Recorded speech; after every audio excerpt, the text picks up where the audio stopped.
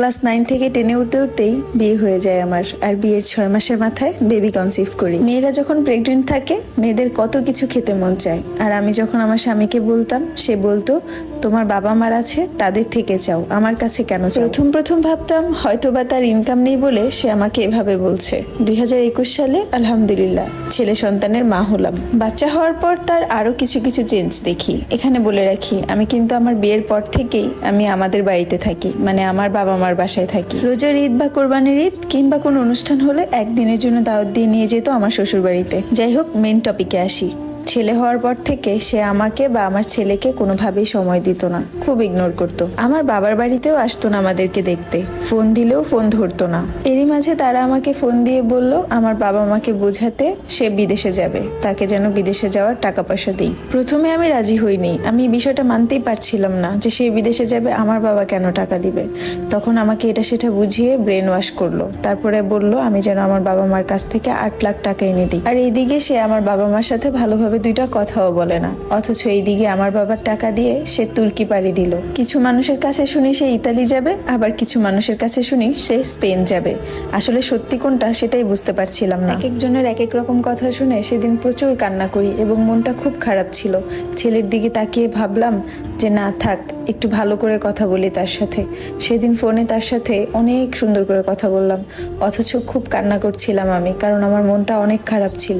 সে আমাকে বারবার মিথ্যা বলে যাচ্ছিল। একটা বারের জন্য তাকে বুঝতে দেই নেই যে সে যা বলছে তার সত্যিটা সবকিছুই আমি জানি। তারপর থেকে শুরু হলো তার আরো ছলনা। নতুন টাকার মুখ দেখে বারবার আমাকে বলে আমি বিজি, আমার সাথে কথা বলে না, অবহেলা করে, ফোন করে না, বাচ্চার জন্য টাকা পয়সাও বিদেশ থেকে পাঠায় না। যতটুকুই কথা হতো সেটার মধ্যে ঝগড়াই থাকতো। তার অবহেলায় আমি অতিষ্ঠ হয়ে উঠছিলাম। 2023 সাল থেকে সে আমাদেরকে কিছু টাকা দেওয়া শুরু করে।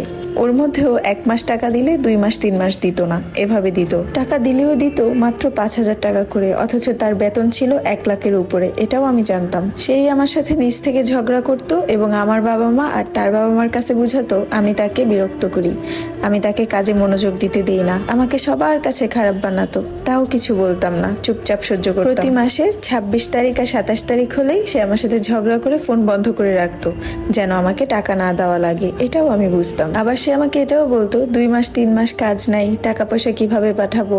এই সমস্ত মিথ্যা কথা আমি তার বিশ্বাস করে বসে থাকতাম। তারপর আমার আব্বু আম্মু ওকে বুঝালো। প্রথম ভালো থাকলেও মাসের শেষের দিকে একই কাজ করতো, ঝগড়া করে ফোন বন্ধ করে রাখতো, ওই যে টাকা যেন দিতে না হয়। এখানে বলে রাখি, আমার 3টা ভাসুর আছে আর আমার স্বামী, মোট 4 ভাই। এরা আমার সাথে কিছু হলেই আমার 3 ভাসুর, আমার শ্বশুর শাশুড়ি আর ভাসুরের বউদের কাছে আমার নামে বিচার দিত। অনেক অপমান করতো সবার সামনে, অবহেলা করতো, মুখে যা আসতো তাই বলতো। সবার সামনে একটুকু মানিজ্য তো আমার রাখতো না। আমার ছেলের বয়স যখন 3 বছর, তখন আমি তাকে জানাই বাড়িতে উঠার কথা, মানে আমার শ্বশুর বাড়িতে।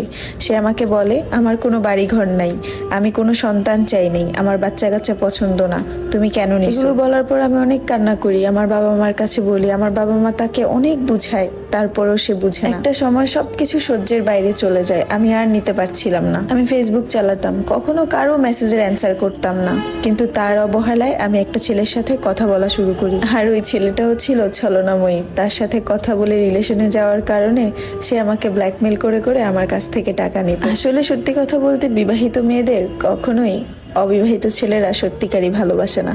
আসে হয়তো বা টাকার লোভে কিংবা দেহের লোভে। আমার কাছে এসেছিল টাকার লোভে। এমন বিশ্বাসঘাতক ছলনাময় ছেলে যেন কখনো কোনো মেয়ের জীবনে না আসে। এখন সিদ্ধান্ত নিলাম নিজের জীবন নিজে একাই চালাবো, ছেলেকে বুকে আগলে ধরে। স্বামীকেও ডিভোর্স দিয়ে দিব, কারণ সব ছেলেরা এক। এখন অনেকেই বলবেন আমার স্বামীকে আমি কেন ডিভোর্স দিব।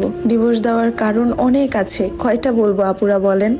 আমার মা আমাকে 5 কাঠা জায়গা লিখে দিয়েছিল, আমার সর্বস্ব তো আমার স্বামী নিয়েই গেছে। আমার বিয়ের পর থেকে এখন পর্যন্ত 5,000 বার বলে ফেলছে যেন আমি আমার জায়গাটা বিক্রি করে ফেলি। আমার একটা বড় বোন আছে, সে নাকি আমার জায়গা বিক্রি করে খেয়ে ফেলবে। আমি তখনই বুঝতে পারি যে আমার বোনের সাথে আমার সম্পর্কে ফাটল ধরাতে চাচ্ছে সে তো আমাকে ছেড়ে দিবেই আমার সর্বস্ব নিয়ে, তারপর আমাকে কাঙাল বানিয়ে ছাড়বে। কিন্তু এই কাজ আমি ভুলেও কখনো করব না, না তো বিয়ের প্রথম থেকে শুনেছি, না পরে করব। এখন ভাবলাম যে এই মানুষটা আমার থেকে টাকা, গহনা, জায়গা সবকিছু নিতে চায়, কিন্তু আমাকে একটু ভালোবাসা দিতে চায় না। তার জন্য আমি আমার জীবনে একটা ভুলও করে ফেললাম। একটা ছেলের সাথে ফোনে কথা বলে ব্ল্যাকমেলের শিকার হলাম। ভাগ্যিস এই ঝামেলা থেকে মুক্তি পাইছি। আমি অনেক আপুদের উদ্দেশ্যে একটা কথাই বলবো, বিয়ে করার আগে যাচাই বাছাই করে করুন। কারণ একটা ভুল মানুষ আপনার জীবনে আসলে জীবনটাকে তছনছ করে দিবে। আর বিয়ের পরে কোনো মেয়েরই আপন কেউ আর থাকে না, সবাই আস্তে আস্তে পর হয়ে যায়। এখন আমার ছেলেটাকে নিয়ে আমি একা বাঁচার চিন্তা ভাবনা করতেছি। হয়তোবা আর কখনো কাউকে বিশ্বাস করতে পারবো না, তবে হ্যাঁ এতটুকু বলতে পারি, একটা ডিভোর্সি মেয়ের কোথাও জায়গা হয় না। কেউ ভালোভাবে একটু সুন্দর করে কথাও বলে না, সবাই স্বার্থের জন্যই কাছে আসে। এখন নিজের জন্য বাঁচবো, স্বামীকে ডিভোর্স দিয়ে দিব, কারণ এমন স্বামী আমার জীবনে না থাকলেও চলবে।